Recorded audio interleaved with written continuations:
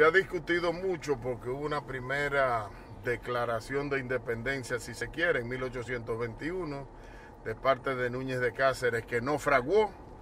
Luego vino la llamada independencia efímera. Efímera, porque solo duró alrededor de 2 meses. 2 meses y 9 días. Luego vino, 40 y tantos años después, la separación propiamente dicha, donde se declaró después la independencia como tal.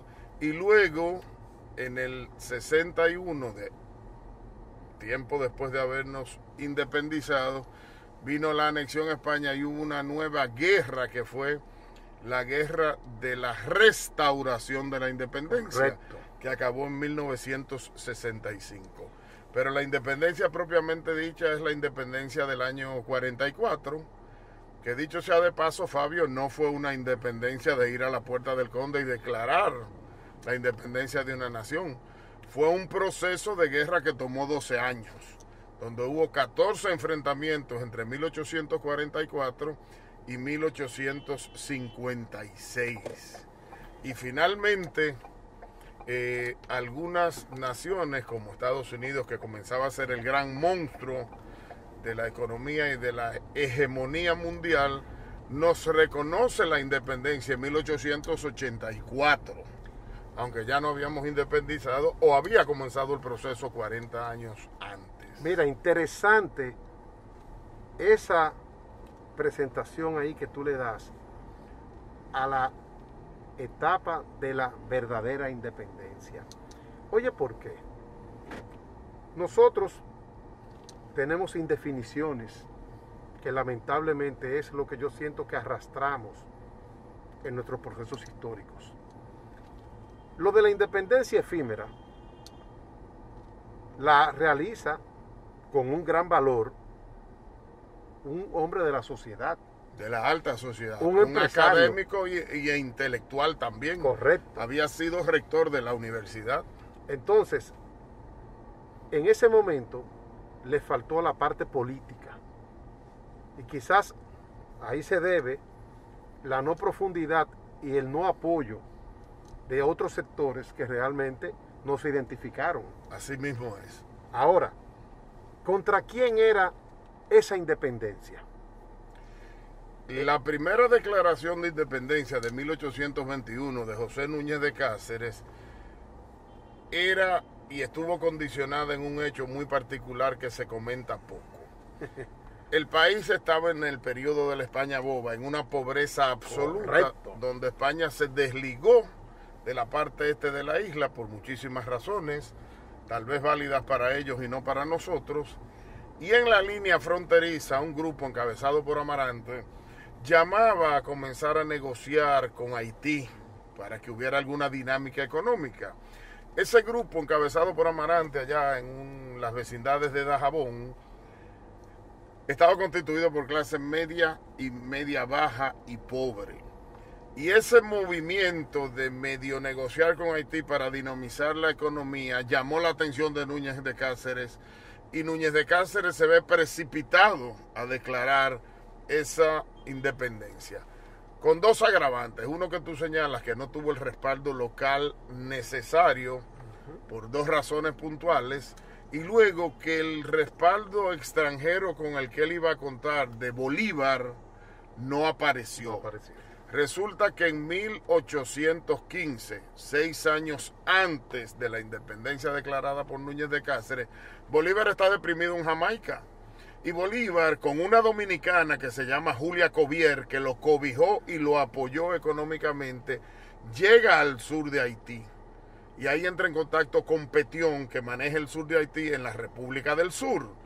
Y Pétion, que era un hombre formado militarmente en Francia, un mulato de mucha talla, muy diferente a Cristóbal, el del norte, negocia con Bolívar un 2 de enero apoyarlo logísticamente, económicamente y militarmente para que Bolívar vuelva a Venezuela. Y eso se queda negociado y cerrado, y Bolívar parte 2 veces de Haití en 1816, una de Los Cayos, de donde vienen los Joubert, por cierto, y otra de las vecindades de Logante se llama, y de ahí viaja a las islas del Caribe, llega a los llanos en la parte este de Venezuela y vuelve y emprende una nueva campaña militar. Y eso selló un compromiso entre Bolívar y Petión, de forma tal que cuando Núñez de Cáceres, 6 años después, le manda a su enviado Pineda, lo primero es que Bolívar no está en Caracas, está en Ecuador en una campaña. Y lo segundo es que el vicepresidente Páez no lo recibe, porque este hombre viene a solicitar cosas que yo no estoy autorizado a autorizarla o a cederla, y entonces no recibimos el apoyo de Venezuela. Y eso hace que haya una segunda razón, ahora no local, sino externa, de que Núñez de Cáceres no encuentre respaldo. No encontró respaldo local porque no organizó y precipitó la declaración de independencia, y tampoco contó con el apoyo extranjero, contando con Bolívar. Pero ya Bolívar había negociado con Petión, que Petión le daba toda esa logística y todo ese apoyo, siempre y cuando que el territorio conquistado en Sudamérica, él aboliera la esclavitud. Y eso estaba ya consumado. Y eso hace que el pobre José Núñez de Cáceres tenga al final que salir del país y termine como periodista y como redactor de información en un periódico en el norte de México. Y ahí se derrumba la independencia declarada en el 21, con todas aquellas limitaciones económicas.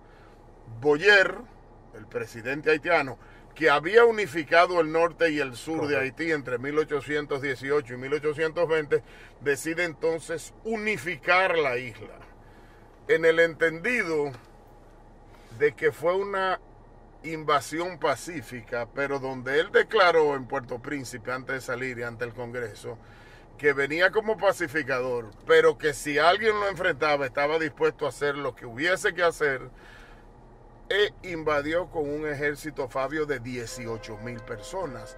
Por lo tanto, esa tercera invasión haitiana, que fue en 1822, que ha sido llamado pacífica, habrá sido pacífica porque no se peleó, pero él entró con un ejército de 18,000 personas. Y hay que decir el contexto de la historia de ese momento. Mientras que nosotros como país no llegábamos a 150,000 habitantes, Haití tenía más de 500,000 de habitantes. Claro que sí. Entonces, realmente y económicamente era mucho más fuerte. Muchísimo más. Haití llegó a ser, para 1790, la colonia más fuerte del planeta.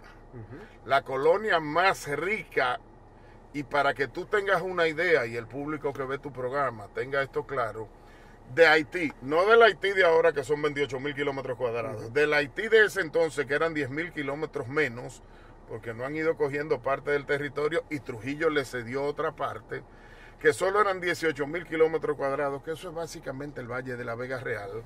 De ahí salía el 40% del azúcar que se consumía en Europa, no en Francia, y el 60% del café. Entonces, para lograr esa producción agrícola tan violenta, lo que hicieron los colonos franceses fue traer negritos de la costa oeste de África, y esos negritos alcanzaron a ser, según algunos autores, más de 500,000 de esclavos, dirigidos solo por 30,000 blancos y mulatos, lo que hizo que aquel país tomara un auge económico, que ciudades como Nantes en Francia, que tú la conoces, se fundan producto de esa producción económica y de ese excedente de dinero de aquella colonia esclavizada de negros por parte de los blancos europeos. Que ha sido el daño histórico en Haití por su conformación. El ser esclavos, entonces eso no los dejó desarrollarse como sociedad. No se preparó una clase media alta, entonces, gobernante. Existían ese vacío de la capa media de una sociedad, nunca lo tuvo Haití. O sea, nunca pudo complementarlo. Los ricos, que eran los que dominaban, sí, los dueños de esas, las colonias y del desarrollo, y por otra parte, simplemente los esclavos. Los esclavos, la clase baja, que era un 89-90% de la población. Sí, había un 4 o 5 de mulatos y un 4 o 5 de blancos, que eran los que manejaban el estatus del momento. Esos blancos y los mulatos eran una especie de cojinete. Mientras querían ser blancos, los blancos lo tenían como un negocio capa media, y mientras los negros querían ser mulatos, los mulatos no dejaban que los negros ascendiesen. Hasta que finalmente esa gente se revolteó. 150 años de abuso, de látigo, de 18 o 20 horas de trabajo, del 1 de enero al 1 de enero, sin respetar días de religión, ni días patrios, ni mucho menos, fue produciendo una indignación, y hasta con razón de parte de los esclavos, de esa clase negra oprimida. Y esa clase desencadenó una revolución negrista y racista. Hay que ver cómo terminó Boyer. Para matar blancos y mulatos. En la primera noche, en agosto del 1789-90, cuando Dottie Boukman declara el proceso de la independencia, esa noche se asume que a golpe de piedras y cuchillos mataron más de 5.000 personas. En un momento donde no habían medios de transportación. No estamos hablando de la guerra del Golfo Pérsico, que tú tiras una bomba y te lleva 50.000. Estamos hablando de enfrentamientos. No, y enfrentamientos directamente. Por eso inclusive, fíjate que el arma era una bayoneta, claro, que debajo tenía la punta, la lanza, exactamente, o sea, su cuchillo. Así mismo. O sea, porque era físico. Era enfrentamiento persona a persona. Persona a persona. Exactamente. No había una guerra de guerrillas, como dijo Mella. Eso fue después aquí, pero allá, claro. Entonces, ¿qué pasa? Se queda esa población resentida, y hasta con razón.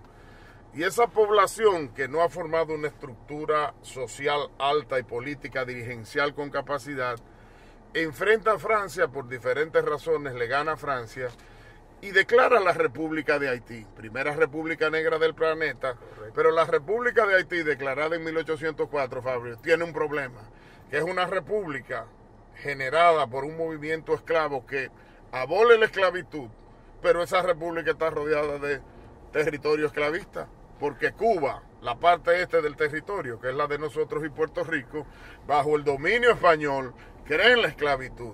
Y los negros haitianos están permanentemente en la zozobra pensando que vía el territorio este de la isla de Santo Domingo va a haber una invasión de alguna potencia para restablecer la esclavitud. Que ha sido a lo que siempre se ha apostado, a que una potencia sea la que tome la decisión. Por eso Haití, al día de hoy, todavía sigue reclamándole, tanto a Francia como al Canadá, que los asuman. Claro, pero siempre usándonos nosotros de cojinete y de monigotes, si me excusan el término, porque cuando uno analiza quién debería cargar con Haití, no son los dominicanos. No. Y los dominicanos es la nación que más ha apoyado a Haití.